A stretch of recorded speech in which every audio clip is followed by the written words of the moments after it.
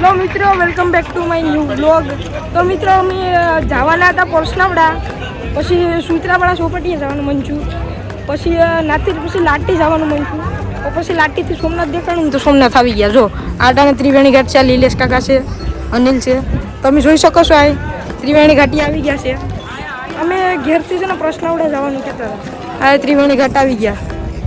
તો મિત્રો તમે જોઈ શકો છો, આપણે અહીં જો ત્રિવેણી ઘાટ આવી ગયા.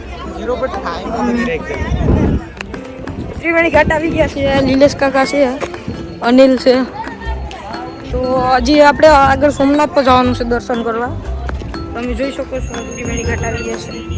મિત્રો આપણે આ મહિનામાં ત્રિવેણી ઘાટ આવ્યા સોમનાથ, આપણું ભાઈ કહેવાય, કારણ કે આ છે ને મહિનો છે ને પિતૃનો હોય. ત્યાં જોવો બધી પિતૃને છે ને પાણી રેડતા હોય. મિત્રો તમે તો તમારા પિતૃને છે ને પાણી રેડવા આવી જો. તમે જો આ પક્ષીનું તો મજા આવે, જેટલી અમને શાંતિ મળે. તો મિત્રો અમે પિતૃનું પાણી પીવડાવી દીધું છે, તો હવે ફાઇનલી અમે સોમનાથ જઈએ.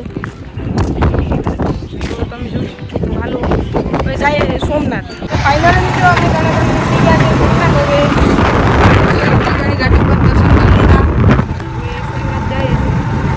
તો આગળના તો મિત્રો હવે અમે આવી ગયા સોમનાથ. જો સોમનાથ દેખાતું હશે, જો આ નાટક છે કે તમે બધા બ્લોગમાં કન્ટિન્યુ બની રહેજો.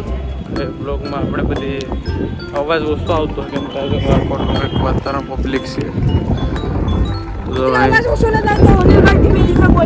જ છે. તો જો આમ કીધા વગર નહીં ફાઇનલી મિત્રો સોમનાથ પૂગી ગયા છે અને હવે દરિયે જાય છે. કારણ ફાઇનલી મિત્રો અમે પૂગી ગયા છે દરિયે. તમે જોઈ શકો છો આ દરિયો પાણી પૂગી ગયું. આ બીક લાગે ને તો બહુ મજા આવે. દરિયા પૂગી ગયા છે તો અમે જો લોકેશન કંઈક આવું છે સોમનાથનું.